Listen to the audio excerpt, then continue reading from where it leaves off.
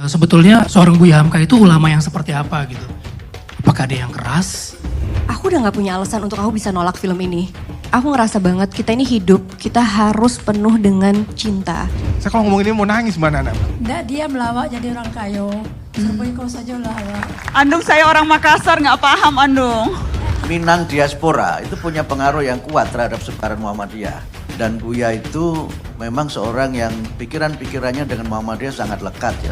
Hamka merasa perlu banyak berdiskusi. Dia ke Jakarta untuk ketemu Soekarno. Dendam politik itu tidak pernah ada dan tidak boleh ada bagi Buya Hamka. Bahwa saya selama ini seumur hidup saya terlalu banyak memberikan nasihat kepada orang banyak. Tapi saya lupa menasihati diri saya sendiri. Assalamualaikum warahmatullahi wabarakatuh. Tuan-tuan, saudara-saudara, ibu-ibu dan bapak-bapak yang sudi mendengarkan keterangan agama yang saya berikan di dalam kaset ini. Moga-moga Tuhan melimpahkan, mengurniakan rahmat dan nikmat-Nya kepada kita semuanya. Saya akan membicarakan suatu ayat yang bertemu di dalam surat Al-Baqarah. Bunyinya, Allahu waliyul ladzina amanu yukhrijuhum minadh dhulumati ilan nur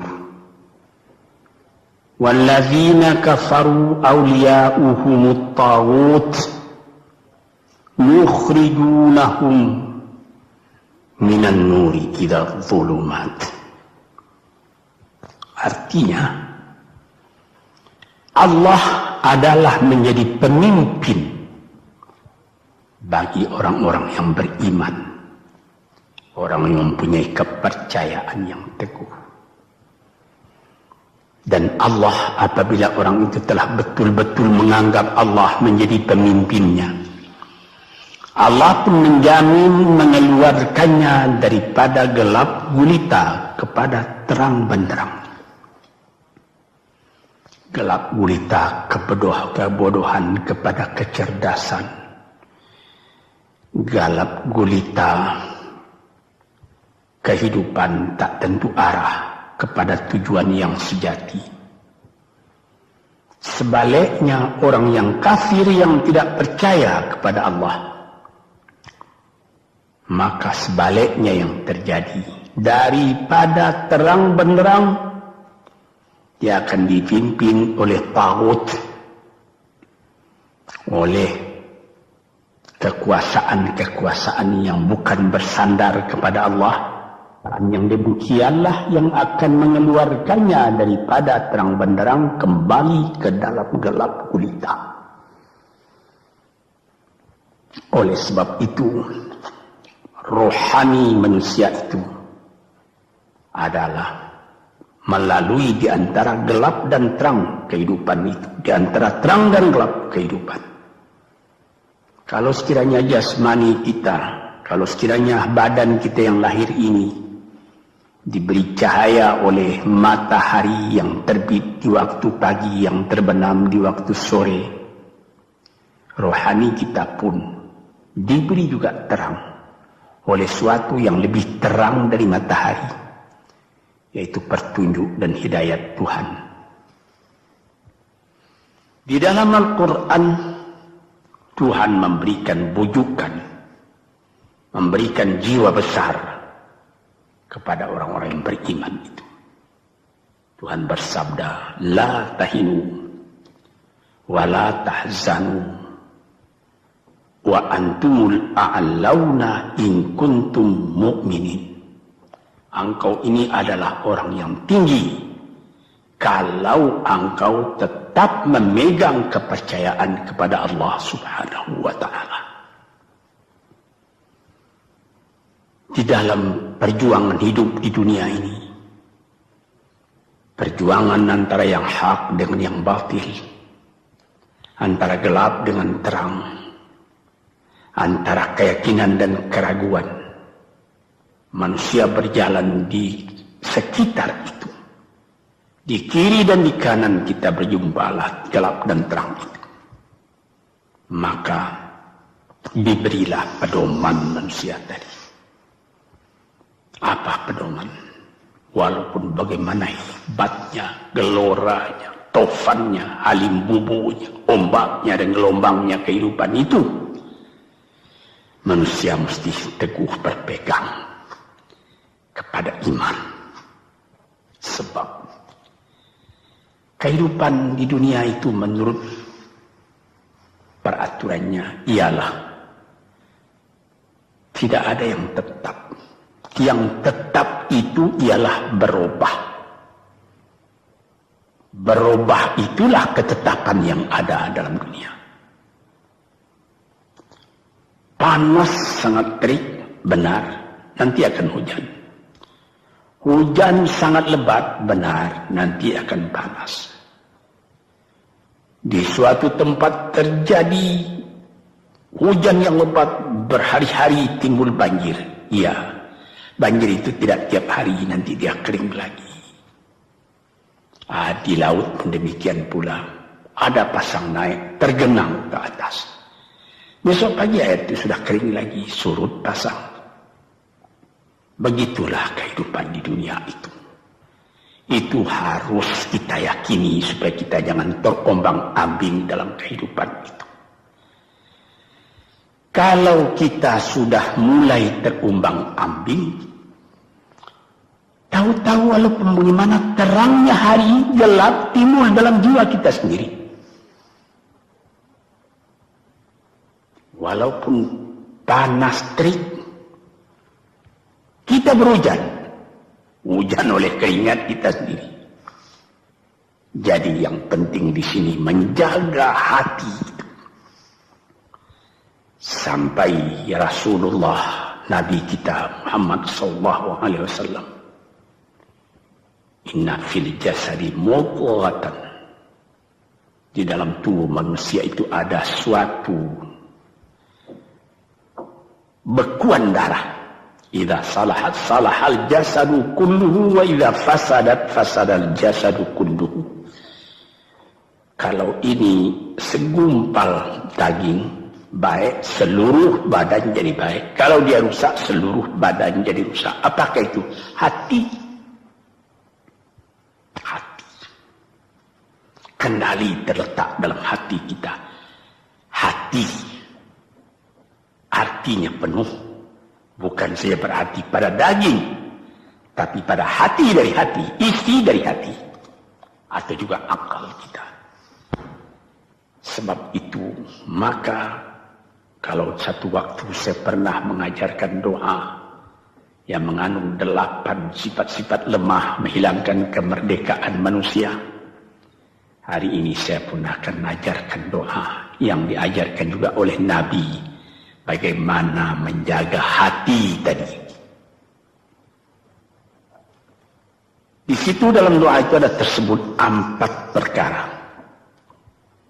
Apa tersebut? Allahumma inni a'udzubika min qalbin la yakhsha'u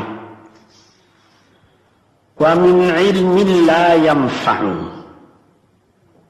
wa min nafsin la tashba'u wa min du'a illa yusma'u.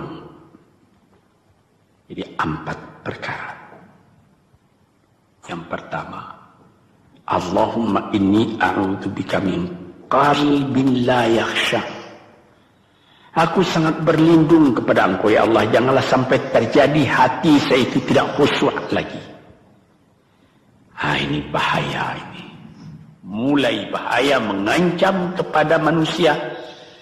Kalau hatinya tidak khusyuk lagi, hati khusyuk yaitu hati itu tentu jelas tujuannya kepada Allah. Allah menjadi pegangannya. Allah menjadi bentengnya. Allah menjadi ingatannya. Allah menjadi tujuannya. Dan kepada Allah dia kalau sembahyang menghadapkan diri, menghadapkan hati, maka permohonan kita yang pertama kepada Tuhan, ya Tuhanku, Janganlah sampai hati saya ini tidak khusyuk lagi. Sebagai orang Islam, kita sembahyang 5 waktu. Di dalam Al-Quran dikatakan sembahyang itu ialah khusyuk, terpadu ingatan kepada Tuhan. Tapi kalau kita sudah, hati itu sudah mulai ditumbuhi penyakit, walaupun sembahyang, mulai sejak Allahu Akbar, pikiran sudah menjalar kepada yang lain. Piutang belum menerima, utang belum terbayar, makanan belum masak, macam-macam lah yang teringat. Padahal kita dalam sembahyang. Ini apa arti sembahyang tadi lagi? Ini sudah mulai berbahaya ini. Banyak orang yang tidak meninggalkan sembahyang, tapi tidak ada bekas dari sembahyang itu kepada kehidupannya. Di dalam sembahyang kita baca inna salati wa nusuki wa mahyaya wa mamati lillahi rabbil alamin.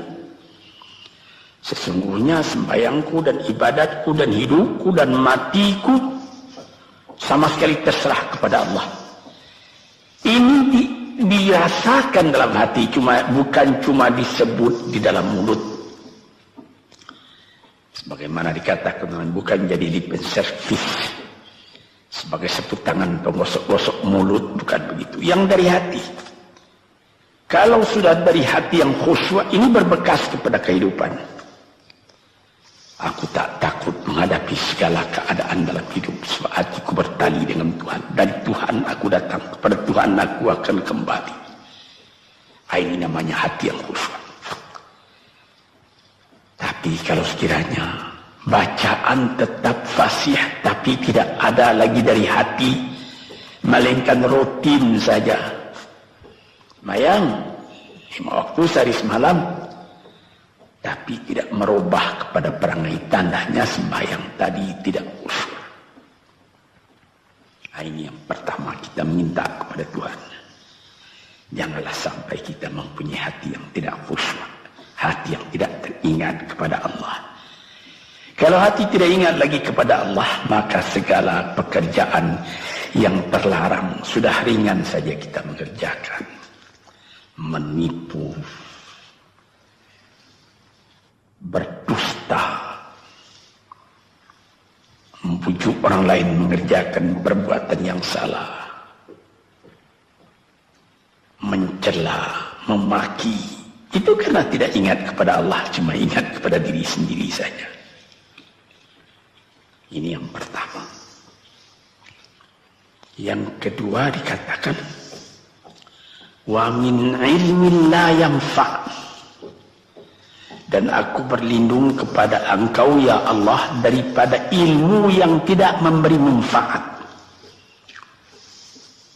Padahal disebutkan oleh ahli-ahli, ilmu yang memberi manfaat itu membawa manusia kepada iman. Al-ilmu yad'u ilal iman, ilmu itu membawa manusia kepada iman. Sekarang sudah ilmu banyak, tapi tidak membawa kepada iman, melainkan membawa kepada celaka. Sudah maju kepandaian orang, ilmu, pengetahuan orang, teknologi orang, sains orang, knowledge orang, dan segala macamnya.